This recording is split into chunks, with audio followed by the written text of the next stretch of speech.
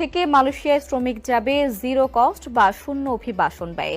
শ্রমিক যাওয়ার সব ব্যয় বহন করবে ওই দেশটির নিয়োগকর্তা। অন্তর্বর্তীকালীন সরকারের প্রধান উপদেষ্টা ডক্টর মোহাম্মদ ইউনূসের বন্ধু রাষ্ট্র মালয়েশিয়া সফর শেষে এরকম ইঙ্গিত দিয়েছেন জনশক্তি রপ্তানি সংশ্লিষ্টরা।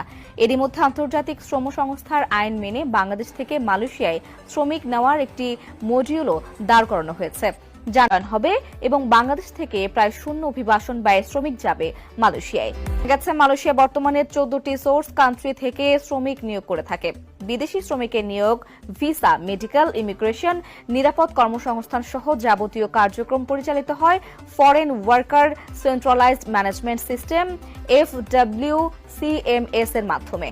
SAFRP ও DLR এর মাধ্যমে পরিচালিত হবে সরাসরি শ্রমিক নিয়োগ প্রক্রিয়া।